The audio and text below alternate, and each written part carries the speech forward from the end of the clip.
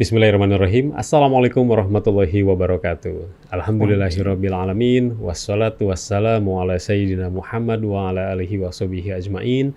Rabbi zidni ilma Allahumma anfa'ni bima 'allamtani wa 'allimni ma yanfa'uni warzuqni ilman yanfa'uni. Ikhwan akhwat yang dirahmati Allah Subhanahu wa taala, apa kabar Anda di waktu sahur kali ini? Semoga dalam keadaan sehat walafiat. Kita sudah memasuki hari-hari terakhir di bulan Ramadan. Ada perasaan memang sedih gitu ya. Kenapa nggak terasa gitu, tahu-tahu ini udah mau Syawal lagi. Semoga ibadah-ibadah kita di bulan Ramadan kali ini itu merupakan ibadah-ibadah terbaik gitu ya. Bisa kita lebih ikhlas, lebih khusyuk. Nah, di kesempatan kali ini, Yohanawat senang sekali saya Angga Aminuddin hadir dalam sahur bersama tokoh. Kita akan menghadirkan salah satu tokoh yang untuk orang Bekasi sih sebenarnya familiar ya. Kita sudah kehadiran, kita bersyukur sekali nih bisa bersilaturahim dengan Bapak Haji Khairoman J. Putro, Ketua DPRD Kota Bekasi. Assalamualaikum warahmatullahi wabarakatuh. Waalaikumsalam warahmatullahi wabarakatuh, Kang Angga. Sehat ya Bang Coy? Alhamdulillah sehat ini. Jadi nama saya manggilnya Bang Coy gitu ya. Kalau nama lengkapnya kan tadi ya, Khairoman J. Putro. J-nya apa ini Bang? Yuwono. Yuwono. Iya, nama orang tua. Nama orang tua. Kalau J. Putro ini kayaknya orang Jawa ini. Tapi lahir Jakarta justru ya? Iya, emang agak unik ya bagi mereka yang lahir Jakarta sekarang itu lebih cenderung jadi anak Nusantara gitu ya. Iya. Yaitu kehilangan bahasa daerahnya. Bahasa daerah. Saya termasuk yang sedih itu, nggak bisa bahasa Jawa. Tapi alhamdulillah anak saya yang bisa bahasa Jawa. Ya, nggak diajarin dari kecil. Sungguhnya enak lah bagi keluarga itu yang mengajak bicara ke anaknya itu bahasa daerah. Tapi masalahnya orang tua sesama mereka bahasa daerah, tapi ke anaknya malah bahasa Indonesia. Orang tua Jawanya daerah mana Bang? Kalau orang tua Jogja, kalau ibu dari Solo harusnya. Jogja dan Solo, wah itu daerah Jawa halus gitu ya kalau orang. Bang Coy ini berarti sekarang usia masuk berapa? Sebenarnya 25 ini. Oh 25, ya sih kita sekarang udah sekitar 51. 51, luar biasa ini pengalaman hidup yang sudah hampir setengah abad berarti ya? Benar, ini satu tazkirah, semoga usia kita barokah kayaknya. Ikhwan akhwat, kami menghadirkan di Ramadan kali ini satu-satunya pejabat yang kami hadirkan, karena kalau yang sebelum-sebelumnya itu ada pendidik, ada ustadz gitu ya. Sekarang kita alhamdulillah nih bisa menghadirkan Ketua DPRD Kota Bekasi. Nanti kita akan banyak gali cerita dari Bang Coy ini, dari mulai cerita bagaimana keluarga dan juga riwayat pendidikannya, lalu pengalamannya. Kalau saya googling kan beliau kuliah S1 S2 di Jepang, bahkan sebelum menjadi politisi malah menjadi peneliti. Dari peneliti ke politisi, ceritanya gimana itu? Nah, kita akan kaji ya. Baik, akan kita gali. Bang Coy bisa cerita sih Bang Coy riwayat pendidikannya gimana? Dulu keluarga itu lahir di Jakarta, lingkungannya seperti apa? Iya, nih kalau boleh jujur memang saya termasuk lahir dalam suasana keluarga yang memang tidak dekat dengan basic pendidikan Islam. Sehingga baru mengenal sholat pun baru bisa itu ketika ya SD kelas berapa, kira-kira ya kelas 5 gitu ya. Ini menjadi catatan memang karena masa-masa ketika itu informasi Islam bahkan masih dalam suasana Islam masih asing. Nah, sehingga termasuk yang mendapat informasi Islam itu lama. Namun saya termasuk yang pertama kali memperkenalkan Islam, belajar sholat. Mulailah dari keluarga itu saya pertama kali yang bisa sholat, lalu mengajarkan bapak ketika itu, kemudian adik ikut semuanya, ibu akhirnya semuanya sholat. Namun dengan kondisi ini orang tua saya sesungguhnya dua-duanya guru. Jadi guru TK awal untuk yang ibu sendiri, sementara bapak itu guru SD sampai terakhir, maka ibu menjadi guru SMP, bapak guru SMP. Dua-duanya pun guru bahasa Inggris.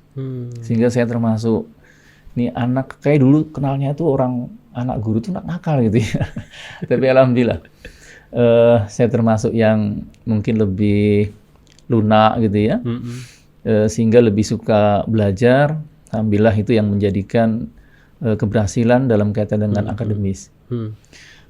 Kemudian SD di Jakarta, lalu SD pindah ke Depok, SMP di Jakarta, SMP di Ciracas, SMA kemudian di 39 Cijantung, Jakarta. Tempatnya ya orang bilang kayaknya kalau mau tawuran lebih menang nih, karena kan di Kopassus gitu ya, orang nggak berani ke SMA 39 gitu. Lulus dari 39, sempat 1 bulan di STAN, sekolah tinggi administrasi negara, tentu dengan harapan bisa mendapatkan tunjangan pendidikan sehingga kita bisa studi dengan gratis. Namun keinginan saya untuk bisa tertantang ke luar negeri itu menyebabkan ketika mendapatkan kepastian SPMDP dulu itu, yaitu mendapatkan di UI, saya mendapatkan juga di teknik mesin. Akhirnya sekalipun sudah dapatkan buku pelajaran STAN-nya, sudah dapat kos, akhirnya kita justru mengambil teknik mesin. Universitas Indonesia angkatan 87.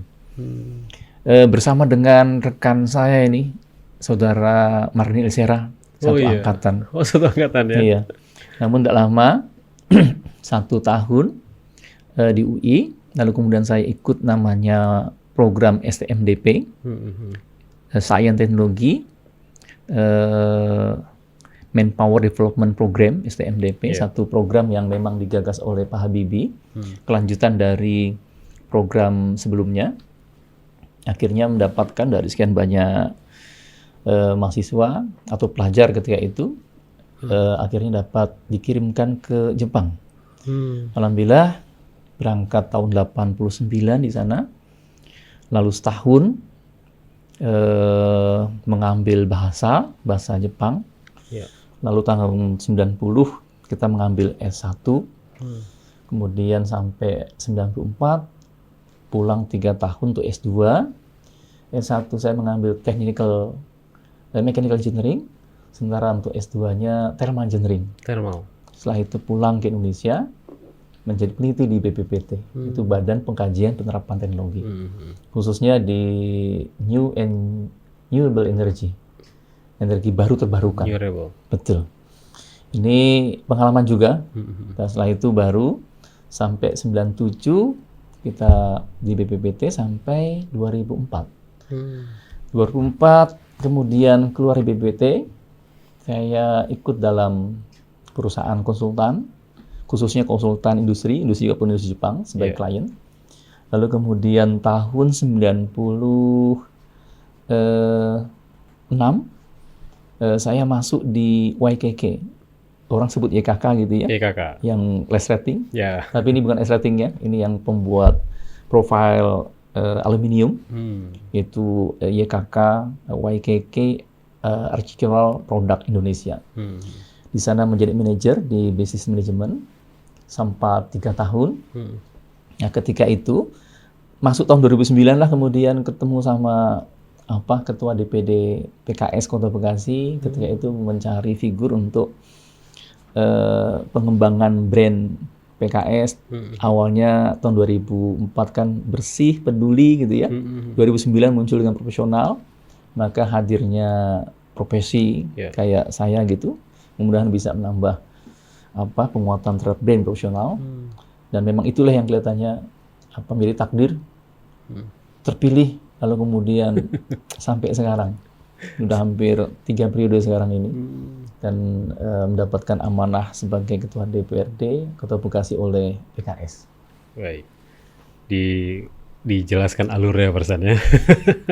Alur perjalanan hidup kita juga ingin tahu ceritanya gitu ya. Cita-citanya sampai mau kuliah, terus memang ngambil ilmu teknik ya di Jepang. Emang sudah cita-cita dari kecil? Betul, saya punya obsesi dari kecil, mungkin belum ya, tapi keinginan untuk keluar negeri khususnya Jepang itu muncul semenjak SMA sebenarnya. Ingin melihat dunia yang baru gitu ya. Tapi menarik ya, karena justru perjalanan hidup saya itu sangat berubah di Jepang. Jadi pengalaman-pengalaman ruhiyah gitu ya, yang rohani, yang kemudian mendekatkan diri pada Islam, justru didapatkan di Jepang itu. Pertama itu paling terasa ketika sebelum berangkat ke Jepang. Biasanya kalau dulu kita kan mendapatkan P4 ya. Ya, penataran. P4, betul, penataran. Itu namanya apa sebetulnya ya? Pokoknya P4, pedoman pengamalan penghayatan Pancasila. Itu ya. Ini bagi yang kayak adik-adik kita yang milenial kayaknya belum pernah ini ya. Belum pernah nih. Nah, itu bukunya besar sekali, tebal itu. Itu buku ada GBHN, Pancasila, Undang-Undang 45. Pancasila gitu, dengan butir-butirnya. Betul, butir-butirnya itu. Oh betul ya, dihafal. Iya, ada butir-butirnya dihafal. Nah, kebetulan ketika ini sebelum berangkat ini, itu bersanding lah antara buku yang tebal GBN itu dengan terjemahan Depak ya, yang tebal itu juga, bersamaan. Saya terasa heran ketika itu. Kemudian teman kayak Mardani Elsera juga sering ngajak apa ngaji sebenarnya ya, tapi ketika itu belum tertarik atau gimana gitu. Nah, ketika mau ke Jepang lah, lihat dua buku yang setara tebalnya.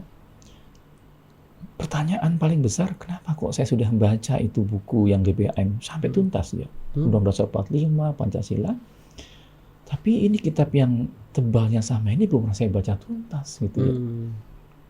Ketika saya nangis itu, oh ternyata mungkin hikmah ya ke Jepang mudahan gitu ya, bisa membuka mata hati sehingga pemahaman keislaman mudahan akan lebih baik dapat di Jepang. Dan ternyata memang demikian. Saya mendapatkan pengalaman yang berharga, pemahaman Islam justru di Jepang ini ya. Dari sanalah kemudian pendalaman keislaman.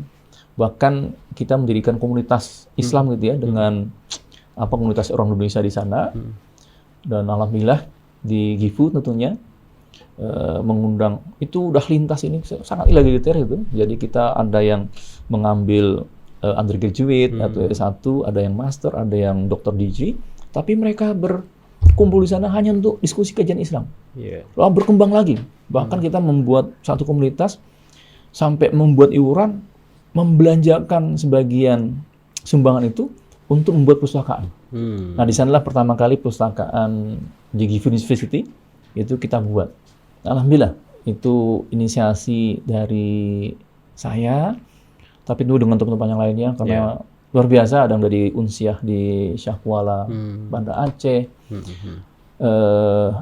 Iskandar Syah, kemudian ada lagi dari Bengkulu, ada juga dari UI, yang macam-macam. Nah, yang menarik adalah interaksi kita dengan masyarakat Jepang. Ternyata memang mendorong suasana yang kondusif untuk justru mendalami Islam. Gitu ya? Iya. Kayaknya, justru pas di Jepang gitu? Di Jepang. Kayaknya memang suasana merenung lebih banyak kayaknya ya di sana itu. Tapi yang membuka kesadarannya waktu itu apa, Bang Icoy? Memang ini takdir juga kelihatannya ya. Iya. Nggak ada yang kebetulan kan. Nggak ada yang kebetulan. Jadi kita ketemu dengan sebuah komunitas yang memang ketika itu menjadi kondusif untuk mempelajari Islam bersama-sama. Karena kita melihat juga masa-masa ketika itu ya, tidak banyak orang yang memiliki pemahaman Islam baik. Tapi fenomena yang paling menarik adalah setelah kita baca-baca, fenomena kajian Islam justru paling banyak muncul dan sangat progresif itu di sekolah atau universitas ya, universitas yang justru tidak berbasis Islam. Ada UI ketika itu tahun 80-an itu ya. Tahun 90-an di UI, ITB, IPB, UGM, UNR gitu ya. Dan itu pun tertransfer itu, budaya seperti itu di Jepang. Sehingga kami yang mahasiswa baru tingkat pertama gitu ya, bahkan baru belajar bahasa, sudah mulai itu membangun idealisme untuk melaksanakan praktek-praktek Islaman itu dalam keseharian. Sekalipun di suasana yang memang tidak Islami, dalam arti susah untuk menjalankan. Karena banyak sekali pengalaman yang sangat berharga di sana untuk menjalankan keagamaan dalam suasana sulit untuk dapatkan tempat ibadah. Kemudian ruang yang benar harus kita cari sendiri. Bahkan memaksa diri untuk kalau kita jalan gitu ya, itu sholat itu di taman. Taman biasa kalau Jepang itu kalau misalnya stasiun itu pasti lengkap dengan taman gitu ya. Karena tidak ada ruang, kita menggunakan untuk sholat. Biasanya kita sholat, kadang tidak mustahil gitu ya.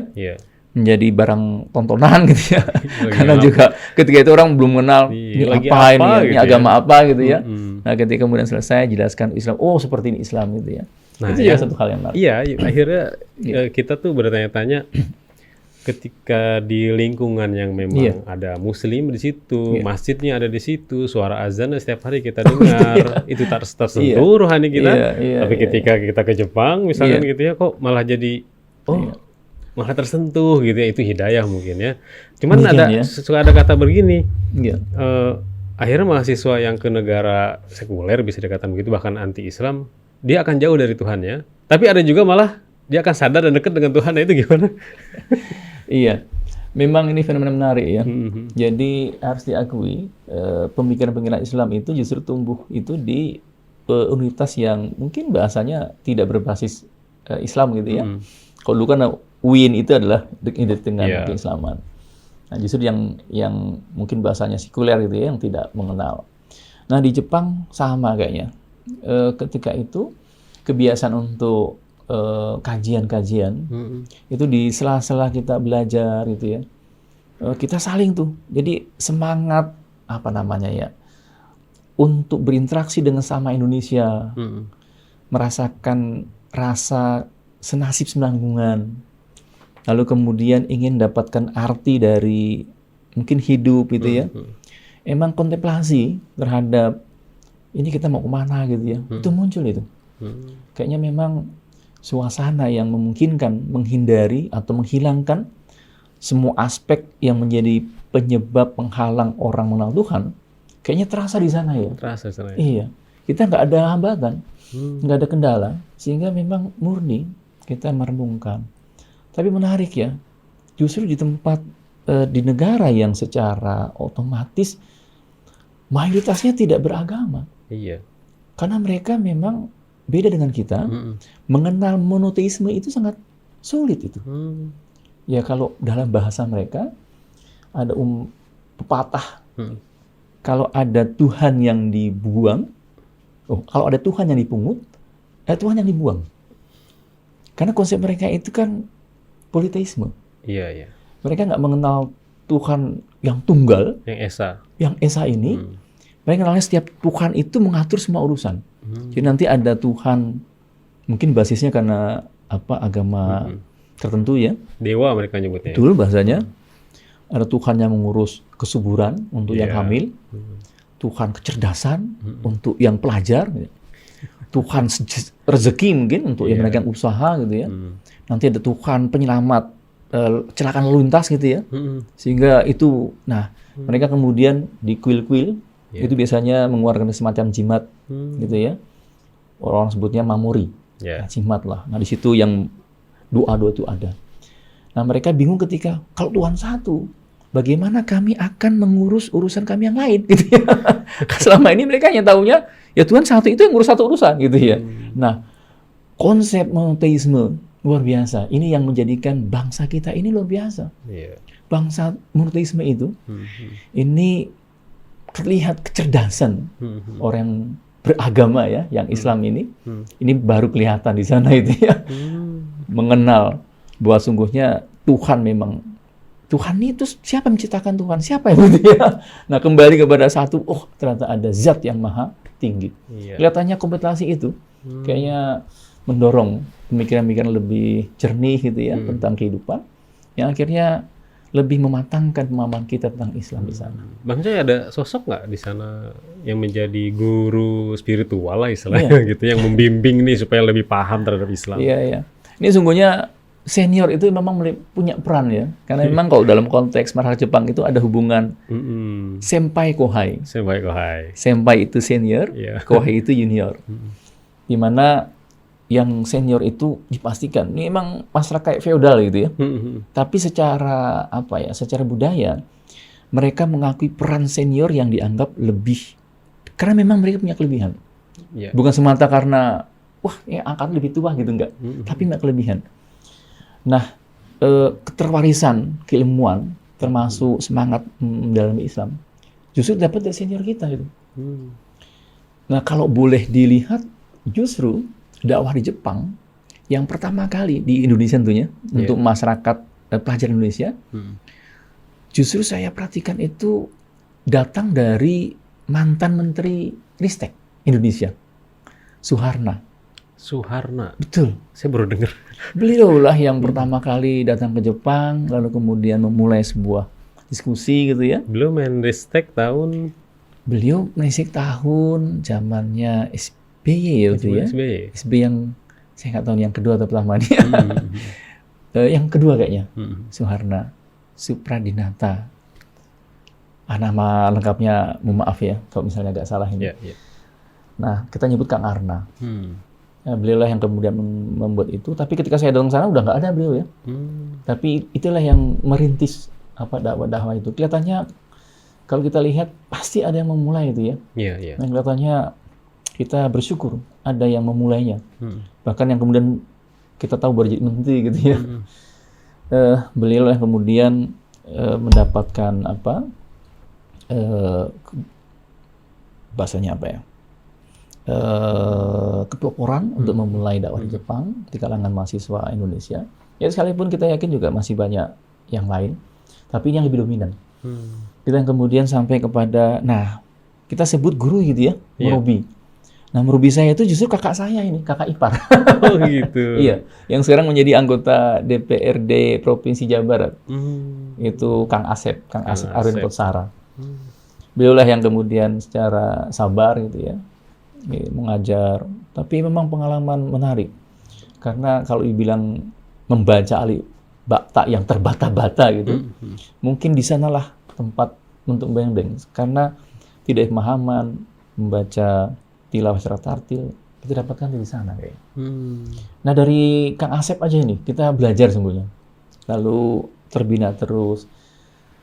Tidak lama, kurang lebih sekitar setahun di Tokyo, masih berlanjut ketika saya pindah Gifu. Gifu Tokyo itu kalau Shinkansen itu sekitar 2 jam ya. Dia masih satu pulau berarti ya? Masih, ini Honshu sebutnya ya, pulau yang besar gitu ya.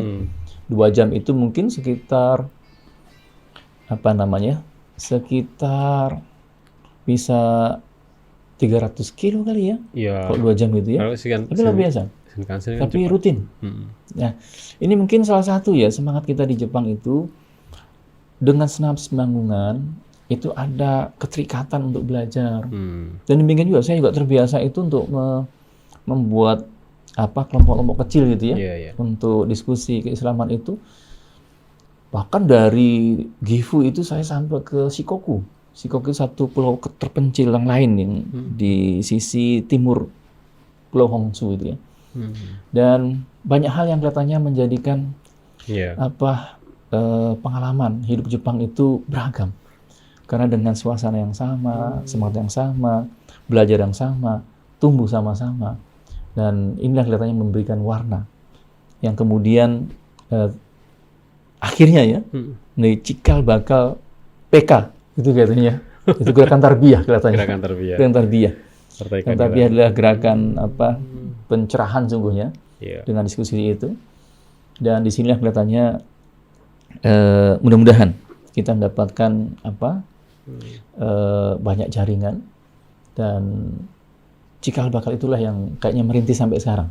Sehingga kemudian ketika mendapatkan tawaran, kan kalau PNS kan nggak boleh partai ya, kita nggak masuk ke partai, tapi sudah keluar ditawari, kemudian kita lihat apa yang bisa kita berikan. Ternyata ada satu aspek yang bisa memperkuat, yaitu basic profesional, lalu kemudian memperkuat brand profesionalitas dari PKS, kemudian kita ikut ke sana. Demikian Kang. Kayaknya. Jadi Ikhwan Akhwat, Bang Choi ini Ketua DPRD Kota Bekasi dari fraksi Partai Keadilan Sejahtera. Memang pengalamannya di legislatif Kota Bekasi itu sejak tahun berapa? 2009. Nah, kalau cerita ketemu dengan tadi Partai Keadilan, Itu dari sosok siapa sebelumnya? Apakah dari seangkatannya tadi yang disebut Bang Iya. Mardhani Alisera? Iya, dulu saya pulang 97 ya. 97, kemudian Undang-Undang Parpol ketika itu belum ada ya. 97 belum ya? Iya, belum ada. Lalu 98 mulailah Mm-mm. terbentuknya partai politik. Nah, Ya. PK terbentuk. Saya menjadi pengurus PK pertama kali di Kota Bekasi. Oh. Sebelumnya itu saya menjadi sekretaris DPD PK Bekasi Kabupaten dan Kota jadi satu.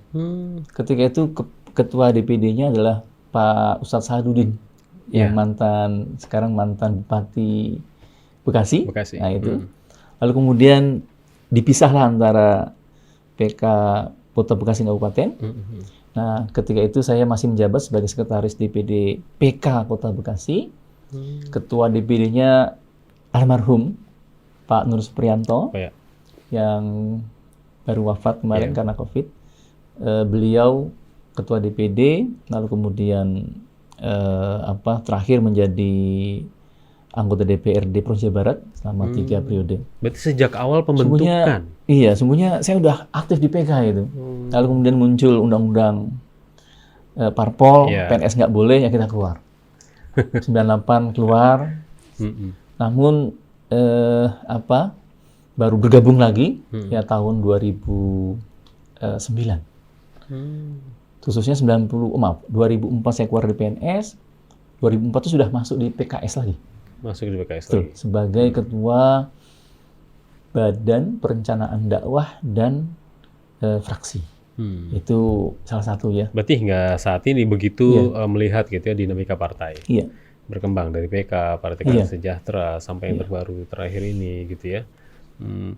Yang dilihat dari Partai Islam. Iya. PKS ini, kalau bagi Bang Cha itu apa sih dari latar belakang sebagai seorang peneliti lah, latar belakang dari engineering gitu ya. Iya. Kan rata-rata kalau PK itu identiknya dengan ustadz, guru gitu ya. Iya. Memang menarik ya.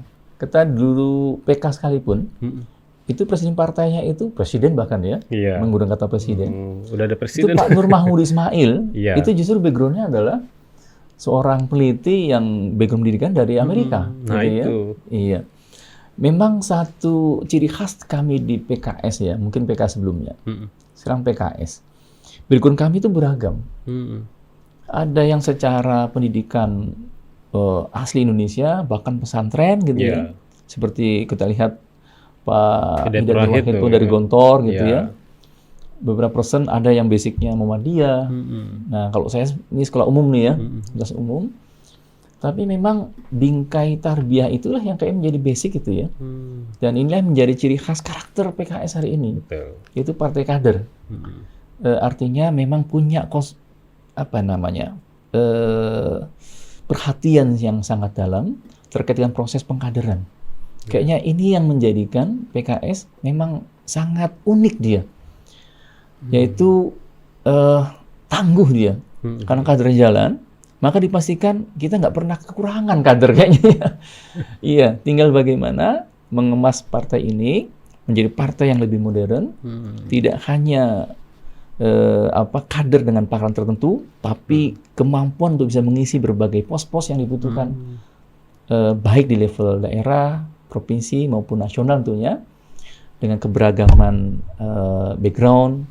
Mudah-mudahan PKS bisa menjadi partai yang dihandalkan untuk mensupport bahkan mensuplai kepemimpinan bangsa ini ke depan. Iya, saya ingat itu ada beberapa konsep Shakhsiyatul Islamiyah. Iya. Apakah itu yang masuk akhirnya gitu ya dengan generasi masuk ke berbagai generasi, latar belakang masuk ke berbagai latar belakang gitu ya. Iya. Shakhsiyatul Islamiyah jadi prinsip dasar banget gitu akhirnya. Iya. Masih dipegang hingga saat ini.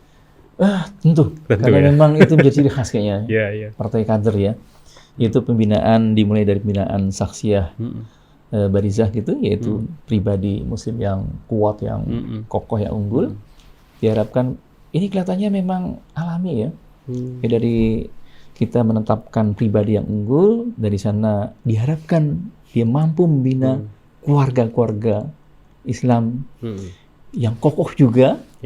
Dari sana mereka bisa mewarnai, memberikan direction ataupun arah kemajuan masyarakat gitu ya, sehingga terbentuknya masyarakat yang lebih menerapkan nilai-nilai prinsip Islam. Demikian juga dengan bagaimana memasukkan prinsip-prinsip Islam universal itu menjadi basis untuk mengelola sebuah negara. Kita melihat itulah yang kemudian ciri khas dari Partai Islam memang, di mana kita melihat Islam sebagai sumber inspirasi untuk melahirkan konsep-konsep kenegaraan, gitu ya.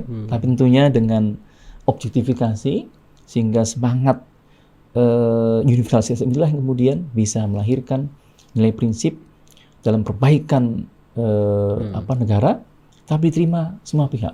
Mudah-mudahan nih menarik ke PKS untuk bisa menampilkan satu konsep yang basisnya Islam, tapi dia itu meng-Indonesia sehingga kemudian diterima oleh semua elemen bangsa katanya. Ikhwan Akhwat, saat ini Anda sedang mendengarkan Sahur bersama tokoh. Kita menghadirkan Bapak Haji Khairuman J. Putro, Ketua DPRD Kota Bekasi, fraksi PKS. Dari perjalanan Bang Coy, pengalaman di legislatif ya, itu apa sih kira-kira tantangan terberat, tantangan terbesar? Kita tahu bahwa setelah era reformasi berlanjut ke beberapa dekade kepemimpinan ini kan sepertinya citra tuh makin buruk di masyarakat tuh gitu ya. Anggota legislatif tuh apa yang membedakan kalau PKS tuh gimana? Benar, tantangannya memang tidak lepas ya. Emang sebelum masuk ke legislatif muncul juga itu pertanyaan-pertanyaan yang meragukan. Sehingga kemudian kalau saya melihatnya, sebelum kita ingin perbaiki orang lain, pada akhirnya saya harus mereview diri saya sendiri. Nah, karena saya punya background itu adalah engineer, peneliti gitu, lebih tepatnya sangat teknokratis gitu ya. Akhirnya saya mengambil program Magister Ilmu Administrasi Negara 2010. Lalu kemudian saya ngambil S2 untuk Ilmu Administrasi Negara, selesai 2012, dengan sebuah keyakinan harus ada mindset baru, yaitu bahwa para politisi tidak hanya mereka itu fasih menjadikan politik sebagai seni kemungkinan katanya gitu ya, tapi juga harus terbingkai dengan pemahaman bagaimana menata negara, IRIMS gitu ya, menata negara. Dari sanalah kemudian ilmu administrasi dibutuhkan. Karena dengan ilmu administrasi kita punya keyakinan bahwa ada keteraturan yang membingkai sehingga kemudian politik itu senjata pamungkas untuk bisa menyelesaikan solusi atau menyiapkan solusi. Hanya memang kendala yang utamanya agak sulit ya, membedakan antara ini politik kayaknya lebih cenderung kekuasaan, perebutan, sekalipun itu wajah politik gitu ya. Tapi yang tidak dilupakan, yang harus diingat, apapun namanya, politik sama seperti ekonomi, budaya, sosial, ideologi gitu ya, atau sektor kehidupan yang lainnya, dia instrumen seharusnya. Dia bukan tujuan. Dengan instrumen, maka kembali, siapa yang berada di balik politik, itulah yang mewarnai politik. Jika misalnya politik buruk, bisa jadi bukan politik yang buruk. Tapi mereka yang mengendalikan politik, mereka yang menjalankan politik, ketika tentunya, kayaknya itu yang buruk. Sehingga kemudian muncul ada penyimpangan, baik dalam kaitan dengan pengelolaan keuangan negara gitu ya. Mungkin masalah kriminal atau tindak pidana lainnya. Atau inilah yang menjadikan wajah kita itu agak bias. Tapi saya berharap pemahaman yang semakin utuh tentang Islam, Islam juga menyentuh politik, Islam bisa menghadirkan politik. Mudah-mudahan PKS bisa melahirkan atau menawarkan satu budaya politik baru, politik yang lebih memanusiakan manusia, mungkin bahasanya, sehingga kita menghadirkan ada etika dan politik, sehingga mudah-mudahan masyarakat secara gradual bisa melihat, oh ini bedanya antara politik Islam, sehingga kemarin dulu ya, kita mengenal politik partai dakwah, sungguhnya ingin combine saja. Tantangan paling besar, apakah mungkin itu dakwah bisa dihadirkan dalam politik modern, di mana kita punya keyakinan Islam sangat kompatibel dengan demokrasi. Dengan kata lain, demokrasi itu berarti pertarungan ideologi, untuk menawarkan konsep gitu ya. Nah, kita berharap politik Islam lah yang lahir di sana. Nah, hari ini PKS mengemas satu yang baru. Islam rahmatan lil alamin. Sederhana, yaitu kita ingin menawarkan satu wajah yang selama ini sudah diakrab dengan masyarakat Indonesia, yaitu Islam yang rahmatan lil alamin. Bagaimana konsep ini perlu dikonkretkan sehingga lahir konsep politik yang ramah dengan lingkungan. Politik yang bisa membangun integritas bangsa sehingga anti korupsi. Misal gitu ya. Kemudian politik yang menghadirkan pembelaan terhadap perlindungan anak. Politik yang menghargai kesinambungan pembangunan sehingga dia itu harus melestarikan lingkungan. Makanya yang seperti itu yang ditampilkan. Sehingga hadirnya Islam sebagai konsep, universalnya, yang objektifnya memang bisa dirasakan dan diakui. Mudah-mudahan dengan demikian, siapapun mereka akan menerima sebagai sebuah sistem, gitu kali ya. Misi itu adalah misi kenabian Islam yang rahmatan lil alamin, begitupun Radio Rasil. Sejak awal berdiri ini visi-misi untuk mendakwahkan Islam yang rahmatan lil alamin. Umat ini kan perlu melihat. Ini yang menjalankan misi ini, dia tuh nanti bertindak kalau ya di PKS karena ada kepartaian ya, ya melihatnya dari sosok politisi, melihatnya dari sosok politisi. Tadi kalau yang dia basisnya mungkin seorang dai, yang basisnya mungkin seorang guru, itu lebih menampilkan apanya sih untuk menjaga diri gitu ya, supaya bisa terlindung nih dari hal-hal godaan gitu ya. Karena suka ada aja yang bilang politisi itu bisa fleksibel kemana-mana, tapi kan kebenaran harus lurus gitu. Ini kayaknya Kang Angga mau tertarik jadi politisi. Iya, memang ini tantangan besar ya, yaitu menghadirkan potret wajah politisi yang baru. Kelihatannya ini tepat pertanyaan ini, karena harus kita akui hari ini bisa jadi mayoritas pemuda kita, termasuk muda Muslim, itu apolitis, gitu ya. Yang muda-muda nih apolitis. Mereka menganggap politik itu kayaknya riweuh gitu ya. Pusing deh. Wah, kayak nggak masuk akal gitu ya. Nah, tantangan itu yang harus kita jawab, yaitu politik yang rasional, politik yang objektif. Apa itu? Yaitu politik yang berbasis kepada kebijakan publik yang sehat. Karena kebijakan publiknya sehat, mudah-mudahan politik pun akan sehat ini. Nah, pertanyaannya, kebijakan publik yang dilahirkan politik sekarang kan belum sehat. Kenapa nggak sehat? Nah, ini kayak penting nih. Yaitu kami diskusi, kami melihat bahwa politik ke depan agar bisa anak muda ini peduli dengan, ini agak salah juga ya. Anak muda ini dikatakan nggak peduli juga salah juga. Nah, ternyata anak muda dikatakan apolitis, lebih tepat anak muda tidak suka masuk partai politik. Tapi kalau kita media sosial, hampir isu-isu politik itu dikomentari anak muda. Iya, konsumsi. Betul, mereka itu sangat peduli semuanya. Lebih tepat mereka sangat peduli dengan politik. Tapi mereka belum melihat partai yang cocok mungkin. Nah, ini pas kayaknya PKS sedang kita promosikan ini. Apa yang dimaksud adalah kebijakan publik yang berbasis kepada evidence. Sehingga kebijakan publik yang dilahirkan partai politik ataupun politik sendiri, dia menjadi rasional. Apa itu? Ya tadi evidence itu bukan berdasarkan opini. Nah, kalau opini, misalnya nih ya, wah kita buat nih pendidikan gratis, misalnya gitu ya. Nah, pertanyaannya gratisnya ini seperti apa? Apa yang pas buat masyarakat? Mana yang perlu digratiskan? Apakah perlu sampai gratis sama sekali? Atau adakah yang kita kemas dengan kemasan yang lain? Kalau opini biasanya muncul di pilkada atau di pilpres gitu ya. Mana yang disukai masyarakat itu yang ditampilkan. Nah, kelihatannya mengobjektifikan, mendewasakan politik kayak paling tepat masuk dari kebijakan publik yang tadi berbasis evidence, sehingga lebih objektif. Nah, sehingga kita berharap politik benar-benar di tangan yang tepat, dia akan menjadi problem solver, bukan menjadi problem maker, gitu ya. Ini keyakinan tentunya. Dan mudah-mudahan ini pun tentu bukan hanya PKS, kita juga melihat banyak sekali mutiara-mutiara yang baik itu di partai-partai lain. Tapi ini perlu ada mainstream. Nah, kita menciptakan mainstream ini.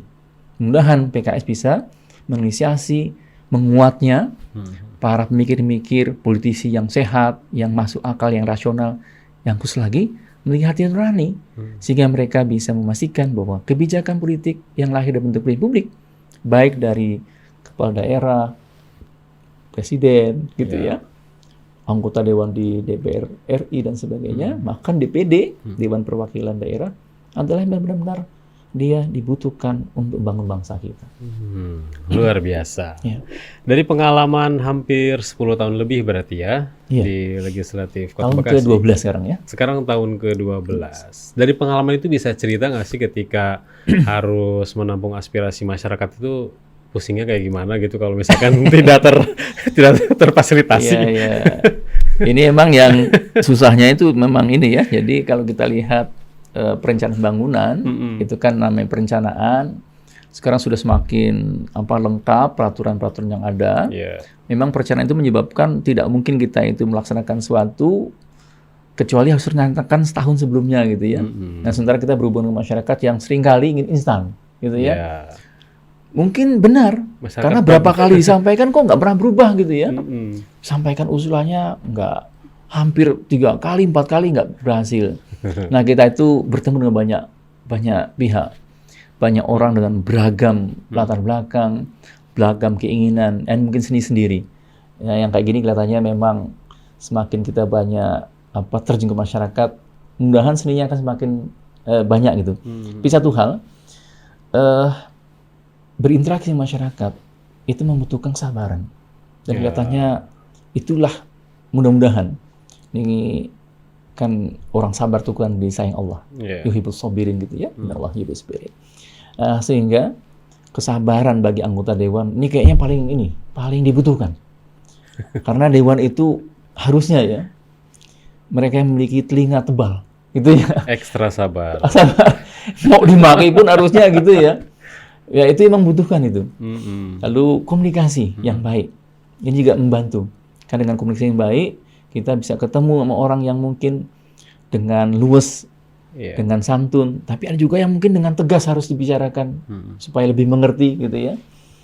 Nah, yang ketiga kelihatannya adalah memang keyakinan bahwa namanya perubahan-perubahan yang besar harus dimulai dari diri sendiri. Dan itu harus menjadi prinsip kita. Sehingga sebelum kita itu memperbaiki orang lain, yang mulai dari kita sendiri. Sekalipun nggak sempurna. Karena kalau sempurna nggak mungkin kita memperbaiki orang lain gitu ya. Ada dengan posisi yang ada. Nah, tentunya juga menjadi catatan bagi semua rekan-rekan anggota dewan. Saya juga yakin masih banyak orang yang lebih mumpuni, lebih sempurna, dan lebih lengkap untuk bisa menjalankan peran. Tapi ini kayaknya sharing sesama rekan-rekan ya. Termasuk anak muda yang nanti akan menjadi politisi. Jadilah politisi yang baik, masuki parpol, khususnya PKS. Gitu. Jadi karena di sana kita berharap, dari sana lahir para pemimpin yang baik. Karena dengan baiknya tempat-tempat pembuat kebijakan, karena kita akui, partai politik ini menjadi supplier pemimpin bangsa. Karena hampir institusi negara itu itu dilahirkan dari orang-orang partai politik. Atau direkomendasikan oleh partai politik, gitu ya.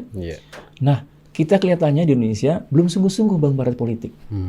Ini terlihat bagaimana partai politik itu compang-camping, membiayai diri sendiri. Ya, artinya kalau kita negara lain, karena ini ada produk pemimpin, negara ini diskusi agak panjang, bisa membiayai itu sehingga kemudian politik mengalami ada proses pertanggungjawaban publik. Jadi kalau didanai oleh negara, maka partai politik pun harus terbuka, transparan. Bertanggung jawab. Karena emang konsep tanggung jawab ini paling penting kayaknya. Karena dengan demikian kita akan semakin dewasa. Kita tahu bahwa setiap harta gitu ya, dia akan diminta tanggung jawabnya. Demikian juga dengan partai politik. Mudah-mudahan dengan meningkatnya kualitas partai politik, khususnya dalam kaitan dengan mendemokratisasikan internal, mengemas calon pemimpin bangsa yang benar-benar unggul gitu ya, itu bisa lahirkan dari partai politik. Ini Iwan Awad mungkin ibu-ibu lagi menimbang-nimbang nih anaknya nanti Jangan sampai nanti, wah mantu saya apa politisi ya, wah musibah gitu. Oh. Ini membuka wawasan kita, Iwan Ahmad. Betul-betul membuka wawasan kita bagaimana sebenarnya peran nanti ya yang akan terjun mewarnai bangsa ini gitu. Kita selama ini kan melihat aja gitu ya. Nah, tadi menarik dikatakan ya anggota legislatif yang mungkin mendapat amanah harus memiliki komunikasi yang baik dengan masyarakat. Iya. Sepertinya sekarang bukan hanya komunikasi yang baik, tapi harus komunikasi asertif. Karena jadi penilaian juga di masyarakat. Oh, ketika dia jadi pejabat, kayaknya maunya dilayani nih. Kan kalau komunikasi asertif itu pejabat itu melayani dong. Melayani masyarakat dong, melayani publik. Apakah ada yang hilang sekarang ini nilai-nilai tersebut? Atau sebenarnya PKS mau kita bisa kok seperti itu, bagaimana nih, Bang? Benar ya. Ini kayaknya masalah yang menarik ya, kultur ya. Di mana kultur politik kita mungkin masih orientasinya itu dilayani. PKS sungguhnya sudah semenjak berapa periode berikutnya itu membuat tagline berkhidmat untuk rakyat. Nah, sekarang udah ganti nih. Melayani untuk rakyat. Karena kayaknya berkhidmat itu agak susah ya bagi orang yang tidak terbiasa. Khidmat apa gitu dari ya. bahasanya. Nah, melayani. Service gitu ya. Nah, kalau kita bicara service, wah luar biasa Islam itu. Gitu ya. Khairun nas na'umrin nas. Manusia yang terbaik, yang baik itu yang bisa berikan manfaat pada orang lain. Paling gitu ya. bermanfaat. Nah, dengan konteks ini, maka memang bahkan kau bahasanya apa? Pemimpin umat, pelayan umat gitu ya. Nah, ini berarti memang harus ada transformasi budaya politik Indonesia hari ini. Di mana budaya melayani itu menjadi orientasi baru dari yang Kang Angga sebutkan tadi, dilayani. Nah, orientasinya berarti harus berubah. Bukan mikirkan diri sendiri, apa yang didapat, apa yang dibutuhkan, tapi melihat bagaimana orientasi customer itu ya. Masyarakat apa yang dibutuhkan, apa yang kemudian mereka butuhkanlah kemudian ditampilkan. Nah, seringkali kita melihat, mohon maaf bahasanya, para politisi merasa dirinya mengetahui apa yang dibutuhkan rakyat, lalu kemudian membuat program secara top down. Nah, sementara ternyata pas berjalan masyarakat nggak butuhkan itu, gitu ya. Nah, yang kedua, karena orientasi melayani, nah kembali kita butuh itu, butuh kedewasaan.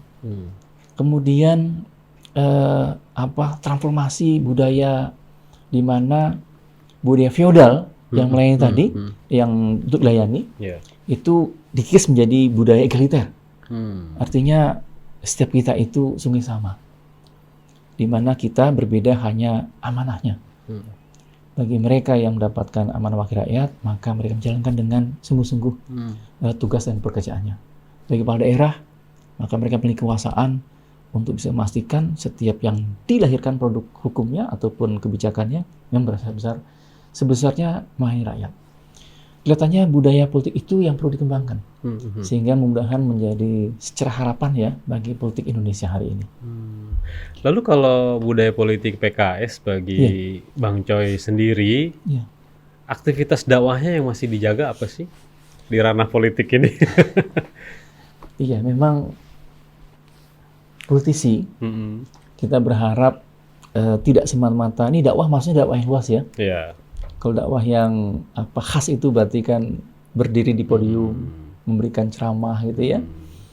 Maka sungguhnya kalau konteks politik memang dakwah bilhal ini yang penting. Semua aspek. Yaitu dilihat dari produk hukum dilahirkan oleh institusi, lembaga politik, berarti DPRD gitu ya. Lalu kemudian kebijakan publik lahirkan, statement lahirkan, dia bisa melahirkan inspirasi kebaikan, bisa juga menggerakkan masyarakat untuk memberdayakan diri supaya mereka lebih mandiri civil society-nya, bisa juga membangun budaya hukum masyarakat supaya mereka tahu apa hak-hak mereka dan bagaimana cara memperjuangkan hak tersebut. Ini dimensi yang baru sungguhnya, di mana masyarakat itu perlu diberdayakan dengan tadi itu dengan kita mempertajam peran dari kita masing-masing. Kembali karena dakwah ini tentunya bahkan sekarang sudah mulai masuk digitalisasi gitu ya. Iya. Maka ruang-ruang publik bukan hanya di dunia nyata, di dunia maya. Maka kemungkinan besar yang bisa dikembangkan ke depan adalah bagaimana para politisi bisa menggunakan media itu. Iya. Menampilkan contoh-contoh lahirnya perda-perda yang memang bermanfaat sehingga dimensi dakwah berarti dakwah legislatif gitu ya. Dakwah bentuknya hukum-hukum yang memang benar menerapkan, mengaktualisasikan secara objektif nilai prinsip Islam. Dia bisa masuk juga dalam kaitan dengan pendidikan, kemudian kebijakan anggaran. Ini kan dimensi yang baru gitu. Iya. Maka ini sungguhnya dimensi yang tepat untuk kemudian bahwa sungguhnya Islam memang menyentuh semua sisi. Ya, aspek di legislatifnya dalam kaitan dengan perbaikan peraturan, anggaran, kemana kita melakukan perpihakan, pemberdayaan, termasuk pengawasan. Yaitu apakah kebijakan daerah dia semakin menumbuhkan penghambaan diri pada Allah, atau justru malah mendorong munculnya kemaksiatan, gitu ya. Dibukanya ruang publik. Nah, kayak seperti ini kayak dimensi yang tepat untuk dinaikkan, ditawarkan. Tentunya bagi anak-anak muda, bahwa politik itu memiliki banyak dimensi. Mudah-mudahan dengan hadirnya, kalau sekarang kami sebagai rakyat, kayak dimensi itu paling tepat. Itu ada 3 trifungsi yang mudah-mudahan ini pun mengalami proses pendakwaan yang lebih substansial lagi. Ya kalau di Bekasi, kita sedang menggalak namanya Raperda Pesantren. Raperda Pesantren. Betul, sebagai bentuk aktualisasi di undang-undang pesantren, karena memang perlu dirumuskan lebih jauh lagi. Betul. Belum lagi ini banyak turunan ya dalam kaitan dengan zakat. Kan ini perlu dikembangkan karena perda zakat kita itu tahun 2008. Iya. Sementara undang-undang zakat itu baru lahir 2011 gitu ya. 2011. Wah, ini udah expired gitu ya. Nah, kita ingin memperbarui itu. Nah, kelihatannya justru kita ingin hadirnya pandangan-pandangan atau masukan dari masyarakat sehingga peran Dewan dalam mengaktualisasikan dakwah yang hari ini ya, mudah-mudahan lebih kekinian, termasuk media-media yang baru. Nah, mudah-mudahan ini forum ini juga menjadi satu media untuk lebih menggerakkan tentang bagaimana politik Islam itu bisa menawarkan budaya politik yang baru di Indonesia. Ya, kayaknya ini satu bagian juga.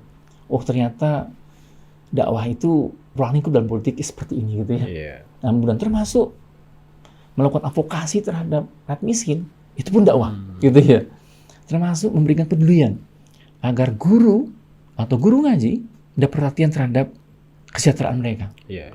Atau tenaga nakes hari ini dijamin mereka itu berperang dengan COVID, mereka disiapkan dengan anggaran. Nah, itu juga bagian dari dakwah. Kelihatannya dakwah yang seperti itu kelihatannya akan lebih baik untuk ke depan, yaitu hadirnya politik Islam yang berbasis dakwah, tapi menyentuh aspek-aspek real ke masyarakat maupun pemerintahan. Bukan hanya menyeru, tapi juga melakukan perubahan. Betul. Dakwahnya langsung ke situ. Betul, karena memang prinsip kita transformasi ya, islah ya, islatul ummah, islatul hukumah gitu ya. Itu ya harus kita kembangkan. Ke depan memang kita membutuhkan itu. Ikhwan akhwat yang dirahmati Allah Subhanahu wa taala, pendengar dimanapun saja Anda berada, kami juga menyapa Anda yang berada di daerah Batam dan sekitarnya yang setia mendengarkan melalui radio Sela FM.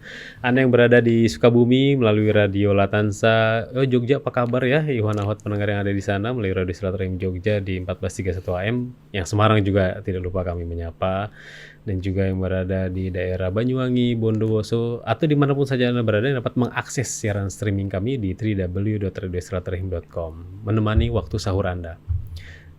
Memang terkesan berat sih tadi ngomongin politik gitu ya. Nggak apa-apa deh, sambil menyuap santapan sahurnya gitu. Oh gitu ya, gitu Bang Coy ya. Iya. Jadi ini luar biasa gitu. Optimisme itu kan harus selalu ada gitu. Betul. Ya, harus selalu ada. Iya. Tapi tidak dibarengi dengan contoh misalkan kebijakan altruismenya hilang, Iya. seolah-olah altruisme kebijakan publik sekarang seolah-olah hilang nih, yang berpihaknya kepada publik, tapi lebih berpihak kepada penguasa, kepada apa. Iya. Menurut secara pribadi, menurut Bang Coy, melihat yang kurang lah di negeri ini, apa sih yang harus diperbaiki? Apalagi momennya dengan Ramadan nih. Ramadan ya. Iya, mungkin kalau kita lihat, nih saya ingin sekali membangun optimisme bagi anak-anak muda. Anak muda. Sehingga saya khusus anak muda ini, karena saya melihat ini milenial ini sangat unik. Yeah. Mereka akan menjadi pemilih ya terbesar nanti di 2024. Oh iya, bonus demografi nih. Betul. Nah mereka tentu memiliki pilihan. Kita harapkan pilihan politik mereka itu makin cerdas. Mereka yang lahir di masa demokrasinya itu sudah sangat baik. Yeah. Yaitu bahasanya itu demokrasi natif gitu ya. Mereka itu orang asli, lahir itu sudah mengenal demokrasi. Nah sehingga mereka memiliki sisa harapan. Saya berharap anak muda, saya dorong untuk lebih mengenal bagaimana politik, lalu kemudian bagaimana politik yang sehat, sehingga bisa melahirkan budaya baru politik. Dan disinilah pentingnya keteladanan.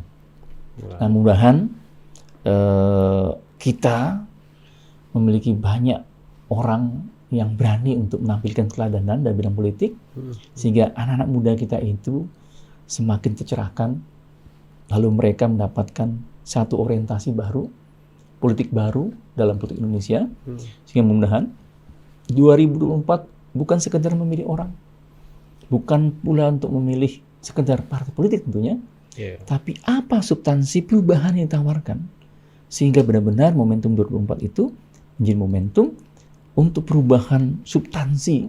Mungkin kalau bahasanya Pak Presiden, revolusi mentalnya itu memang terbentuk gitu ya.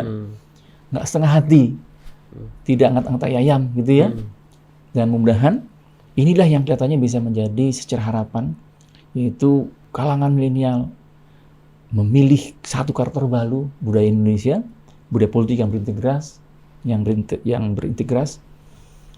kemudian mereka mau mencari politik yang lebih bersih, politik anti korupsi, politik yang tidak mengorbankan lingkungan hari ini, politik yang tidak berorientasi kepada hutang sehingga kemudian menghilangkan kemandirian negara, tapi politik yang bisa melahirkan kemandirian bangsa, ekonomi bangsa, kedaulatan bangsa, gitu ya. Nah kelihatannya itu butuh keteladanan. Iya. Nah selebihnya kita bukan malaikat tentunya, tapi minimal ada keteladanan yang baik dalam satu sisi. Mudah-mudahan itu akan bermanfaat bagi anak-anak muda kita. Ini sekarang masyarakat, umat, ya kaum muda sedang pasang radar ini Bang Coy. Pasang radar, memantau gitu ya. Nah, modal apa nih kalau misalkan dari Bang Coy sendiri gitu ya, sebagai politisi PKS yang perlu kedepankan lah? Modal ya untuk 2024 ya. Susah jawabnya ini, Kang Angga. Susah jawabnya. Iya. Tapi memang kita selaku makhluk ya, ataupun muslim, memang didorong untuk bisa memberikan keterwarisan ataupun kutu hasanah yang baik. Maka di Dewan, justru yang kami kembangkan bukan modal pribadi nih, tapi justru malah kita mengajak rekan-rekan untuk ikut dalam perubahan-perubahan baru, di mana kita mendorong supaya Dewan menjadi akuntabel, transparan untuk penyusunan kebijakan publiknya, menyertakan masyarakat untuk menyusun perda, melakukan dengar pendapat, sehingga tradisi untuk mendengarkan, tradisi untuk melibatkan banyak pihak, khususnya untuk memberdayakan masyarakat, itu bisa diciptakan. Kami di DPRD Kota Bekasi itu sedang menggagas namanya e-legislatif. Yaitu satu sistem legislatif yang mampu memadukan kemajuan teknologi, namun mulai dikembangkan transparansi. Sehingga kedepannya kami berharap kegiatan Dewan bisa diketahui oleh publik, masyarakat bisa dengan mudah mengakses, memberikan masukan kepada Dewan dengan aplikasi tertentu. Dewan juga mengetahui ada notifikasi berapa lama sebuah respon bisa dihadirkan, sehingga quick respon terhadap masukan masyarakat, keluhan masyarakat bisa didapatkan, termasuk monitoring bagaimana tindak lanjut sebuah keluhan masyarakat bisa dilanjuti. Nah, e-legislatif ini tentunya kembali mudah-mudahan menjadi salah satu cara kita lebih merasionalkan politik, sehingga politik bisa dilihat secara terbuka oleh masyarakat. Oh, inilah proses-prosesnya, masyarakat kemudian semakin berdaya, maka pemberdayaan civil society, mudah-mudahan di Kota Bekasi ini mulai muncul masyarakat peduli anggaran, masyarakat peduli kualitas pendidikan. Mereka tidak hanya mungkin bagi lembaga pendidikan, mereka nggak semata-mata mengembangkan institusi lembaganya, tapi mereka sudah mulai terlibat dalam bagaimana menciptakan perda-perda yang memang membutuhkan dan dibutuhkan bagi pengembangan pendidikan Kota Bekasi. Bagaimana dengan anggarannya? Bagaimana dengan program-programnya, gitu ya? Nah, kayaknya seperti ini kita akan coba untuk dikemas. Nah, mudah-mudahan ide-ide ini menjadi modal sosial yang lebih berarti. Kalau modal kita tentunya tidak banyak, gitu ya. Siapa kita? Bahasanya gitu ya. Oh, kita Indonesia, gitu ya. Tapi kita berharap ada banyak gagasan yang mudah-mudahan di sanalah kita bisa melahirkan pemuda-pemuda yang lebih dinamis, lebih peduli dengan perkembangan kotanya, terlibat. Saya perhatikan ini yang kelihatannya perlu dibutuhkan. Kita memfasilitasi berbagai kegiatan pemuda untuk kemudian ikut terlibat dalam berbagai komunitas, ujungnya bisa ikut kontribusi dengan pembangunan Kota Bekasi. Kayaknya gagasan itu yang sedang kita galakkan. Itu ya. Iya, Iman Al-Ahad, kita sudah di ujung waktu ini. Kalau dari durasi sudah habis. Untuk bagian penutup, Bang Coy. Bagian penutup ini saya ingin bertanya mengenai ketika merenung, kira-kira ibadah apa atau kegiatan ruhaniyah apa gitu yang selalu mengingatkan bahwa saya ini mengemban amanah. Tanggung jawabnya bukan hanya di dunia, tanggung jawabnya nanti di akhirat, gitu ya. Bisa diceritakan tuh gimana? Wah, ini luar biasa ya, Kang Angga ini. Benar. Kelihatannya memang sebagaimana nasihat Umar gitu ya. Kita harus menghisap diri kita sebelum dihisap. Kelihatannya itu harus menjadi kebiasaan para pejabat publik. Bahwa ada banyak amanah yang harus ditunaikan. Pertanyaannya bukan semata-mata kita melaksanakan amanah, tapi apakah amanah ini ketika sudah kita laksanakan mendatangkan ridha Allah atau tidak, gitu ya. Apakah mendatangkan kemurkaan atau bahkan mendatangkan kecintaan Allah.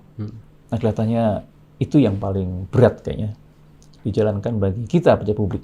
Nah, mudah-mudahan waktu yang singkat untuk mengedukasi diri mudah menjadi aktivitas kami yang pejabat publik. Nah, khususnya di PKS, mudah-mudahan ini menjadi kebiasaan rutin untuk mengevaluasi diri.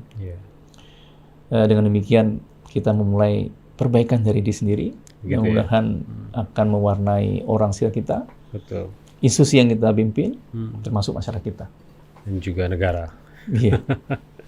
Baik, terima kasih banyak ini atas ceritanya, pencerahannya gitu ya, dari seorang sosok Bapak Haji Khairoman J. Putro, Ketua DPRD Kota Bekasi dari fraksi PKS. Bang Coy panggilannya gitu ya.